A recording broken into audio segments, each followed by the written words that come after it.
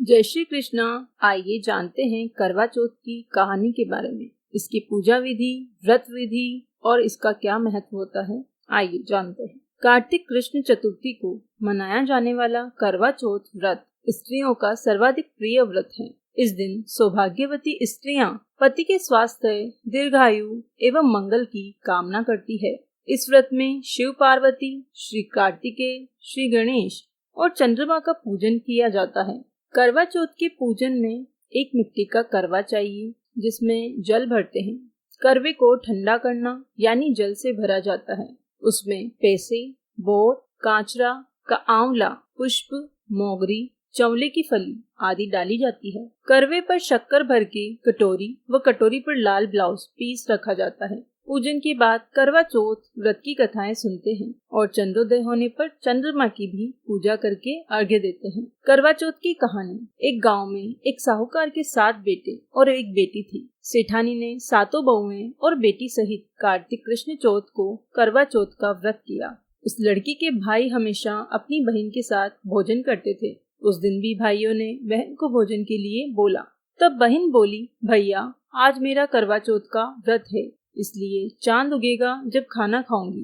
भाइयों ने सोचा कि बहन भूखी रहेगी, इसीलिए एक भाई ने दिया लिया और एक भाई ने चलनी लेकर पहाड़ी पर चढ़ गए। दिया जलाकर चलनी से ढककर कहा कि बहन चांद उग गया है, अर्घ दे ले और खाना खा ले। तब बहन ने भाभियों से आकर कहा कि भाभी चांद देख लो।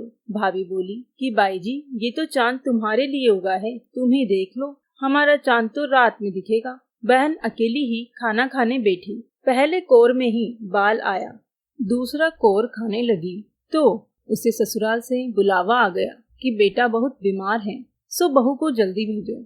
माँ ने जैसे ही कपड़े निकालने के लिए बक्सा खोला, 3 बार ही कभी सफेद, कभी काला, कभी नीले कपड़े ही हाथ में आए। माँ ने एक सोने का सिक्का पल्ले से बांध दिया और कहा कि रास्ते में सबके पैर छूती जाना, जो भी तुझे अमर सुहाग की आशीष देवे उसको ही यह सोने का सिक्का देना और पल्ले से गांठ बांध लेना। रास्ते में सब औरतें आशीष देती गई, पर किसी ने भी सुहाग की आशीष नहीं दी।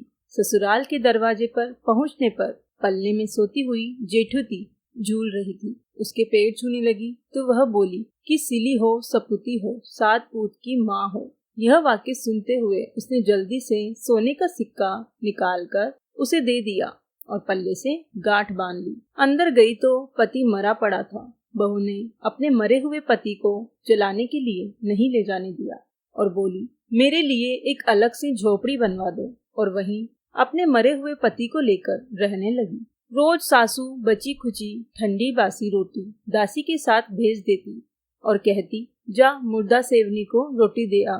थोड़े दिन बाद माघ की तिल चौथ आई और बोली, करवा पिला तू करवा पिला, भाइयों की प्यारी करवा ले, दिन में चांद देखने वाली करवा पिला। जब वो बोली कि हे चौथ माता, मेरा उजड़ा हुआ सुहाग तो आपको ही बनाना पड़ेगा, मेरे पति को जिंदा करना पड़ेगा, मुझे मेरी गलती का पश्चाताप है, मैं आपसे माफी मांगती हूँ। तब चौथ माता बोली, मेरे से बड़ी बैसाख की बैसाखी चौथ आएगी, वो तुझे सुहाग देगी। इस तरह बैसाखी चौथ आई और उसने कहा कि भादवे की चौथ तुझे सुहाग देगी। तब कुछ महीने बाद भादुड़ी चौथ माता स्वर्ग से उतरी और वही सब बात कहने लगी। तब उसने चौथ माता के पांव पकड़ लिए। चौथ माता बोली कि तेरे ऊपर सबसे बड़ी कार्तिक की करवा चौथ माता है, वह ही नाराज हुई है। यदि तूने उसके पैर छोड़ दिए तो फिर कोई भी तेरे पति को जिंदा नहीं कर सकता है। कार्तिक का महीना आया, स्वर्ग से चौथ माता उतरी। चौथ माता आई और गुस्से से बोली, भाइयों की बहन करवा ले, दिन में चांद उगानी करवा ले, व्रत भांडनी करवा ले।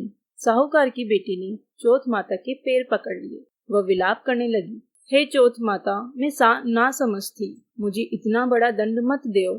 तब चौथ माता बोली, मेरे पैर क्यों पकड़ कर बैठी है? तब वह बोली, मेरी बिगड़ी आपको बनानी ही पड़ेगी, मुझे सुहाग देना ही पड़ेगा, क्योंकि आप सब जग की माता हैं और सबकी इच्छा पूरी करने वाली हैं। तब चौथ माता खुश हुई और उसे अमर सुहाग का आशीर्वाद दिया।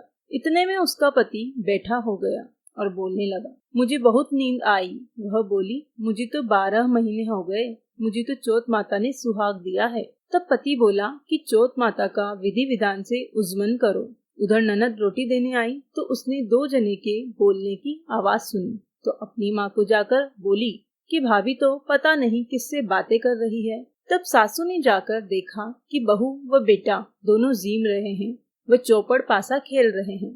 देखकर वह बहुत खुश हुई और पूछने लगी कि ये कैसे हुआ। बहू बोली, यह सब मुझे मेरी चौथ माता ने दिया है। और सासू जी के पेट छूने लगी और सास ने अमर सुहाग की आशीष दी। दूर खड़े हुए पति पत्नी का गठबंधन जुड़ गया और सब चौथ माता का चमत्कार मानने लगे। चौथ माता का व्रत पुरुष की पत्नी, बेटी की माँ सभी को करना चाहिए। 13 चौथ करनी चाहिए। हे चौथ माता, जैसा साहूकार की बेटी का सुहाग अमर किया वैसा सभी का करना। कहने सुनने वालों को, हुकारा भरने वालों को सभी को अमर सुहाग देना। बोलो मंगल करनी दुख हरनी चौथ माता की जय। विनायक जी की कहानी। करवा चौथ का उद्यापन। अटल सुहाग को देने वाली करवा चौथ माता सभी चौथ में सबसे बड़ी है। जब लड़की की शादी होती है तब से इसी चौथ से व्रत करना शुरू करते हैं। उसके पीहर से शक्कर के करवे या ग्लास लोटे आते हैं। चौथ का उद्यापन करने के लिए 13 सुहागिनों को जिमाते हैं। यदि जिमावे नहीं तो 13 घेवर मंगवाकर उन पर हाथ फेर कर दे देवे। साड़ी, ब्लाउज, सोने की लौंग, बिछिया, बिंदिया, काजल, चूड़ी, मेहंदी, सिंदूर, पिटारी सब सुहाग के सामान रखकर सासू जी को दे देना चाहिए।